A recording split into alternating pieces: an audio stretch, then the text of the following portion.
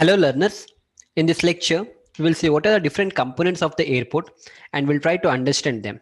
So when we say components of airport, we have different components. The first one what we have is a runway, then we have a taxiway, then we have an apron, then we have a terminal building, then we have a control tower, we have a hangar, and then finally the parking. So we'll try to see runway, taxiway and apron in this particular lecture. So we'll start with the runway now. A runway, the most essential component of an airport, enables the landing, takeoff of airplanes. For all but the crudest airport, it is a paved strip what we have. So you can see it here, right? Yeah. Many airports have more than one runway. It all depends what kind of airports you're putting up. Based on the size, the volume of aircraft that comes up, we try to keep the number of runways based on our requirement. Parallel runways are two runways laid out in the same direction to accommodate operations when the capacity of a single runway is exceeded, right? As I mentioned, even before we start with the construction, we need to plan how many runways are required, what is the volume that I want to take, what is the size of my airport. All those things will be taken into consideration. Now we can see it here, right? So this is a runway for me. So here it is a taxiway. From here my aircraft will come and then it will come here, and from here the takeoff operations will happen. Yeah, you can see it here as well. This is a touchdown area. That is, once the aircraft is about to land, it has to land here. So it is written as touchdown area. And this is another runway what you can see. And finally this is a runway where we have two runway, one which goes in this way and the other one in this way. So based on a requirement, all these runways will be planned. Yeah, the next one what we have is a taxiway. So this provide a convenient means for the aircraft to enter and exit a runway, right? See, let us say this is a runway, but my aircraft has to come here. So this portion, what you can see it here, right? So this is my taxiway. So these are usually paved strips connecting the runways with each other and with aircraft parking areas. Taxiway is a path which connects each end of the runway with the terminal area, the apron, hangar, and etc. So I have a runway here. Let us say I have an apron here, I have a taxi, I have a terminal building here.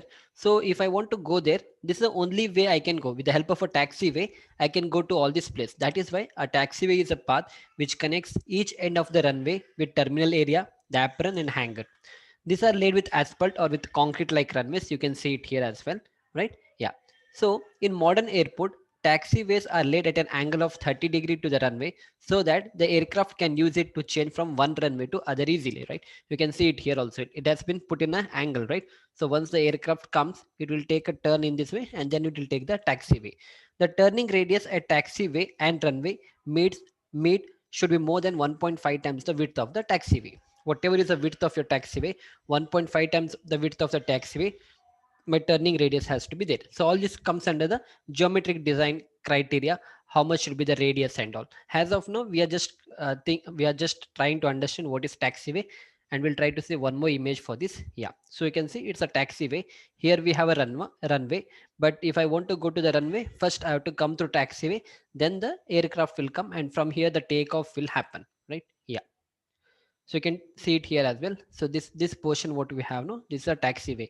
You can see the aircraft coming on the taxiway, and after that, on whichever runway it is supposed to go, it will try to go and the takeoff operation will happen. The next one what we have is an apron. So apron is a place which is used as a parking place for aircraft. Like whenever you go to bus stations or whenever we go to railway stations and all, there also we have certain parking facilities, right? So in the same way, when you go for a airport and all, so the place where the aircraft is placed or where the aircraft is parked, we call that particular area as apron. So it is used for loading and unloading of the aircraft as well, right? Let us say if there is a cargo and all, even for the passengers and all, so the loading and unloading of the aircraft will be done here in the apron area. Apron is generally a paved and is located in front of terminal building or adjacent to the hangars, right? So let us say we have some terminal buildings here. So adjacent to that, we'll be having the apron area. The size of an area to be allotted for apron and design of apron is generally governed by number of aircraft expected in the airport. So all these things will be decided initially based on the volume of aircraft and based on the volume of passengers and which place you are constructing the airport. The aircraft characteristics also considered while design. Proper drainage facilities should be provided with suitable slope of pavement. Sufficient clearances must be provided for aircraft to bypass each other. So, and the last point is that this usually incorporates fuel system. This apron what we have no, this usually incorporates the fuel system, electrical power supply, and facilities for the servicing aircraft. So all these things you get under the apron area, right? All these are the apron where the aircraft has been kept. Yeah, you can see it here as well, right? Everywhere the aircraft has been kept. So this is my apron area. And the last one we have, what we have is the terminal building. So you can see the terminal building here. A terminal building is a place where airport administration facilities takes place. That is, wherever once you enter the airport, you have to take the boarding pass and all. So all these are the counters. So it depends which flight you are carrying. So whatever you can see it here, no. Suppose if you're taking a flight by Indigo, then this will be the Indigo people sitting here. Then if you have Spice Jet, Kingfisher, okay, Kingfisher we don't have nowadays. Uh, Airgo, Jet Airways and all. So all these things you find it here. So this is my terminal building. You can see people here, and there are a lot of outlets here, right? So all this comes under the terminal area. Yeah. So in this building, pre-journey and post-journey checkings of the passengers takes place. Lounges, cafes, etc. are provided for the passengers. You can see it here, right? Everywhere you have this cafeteria, a lot of outlets and all.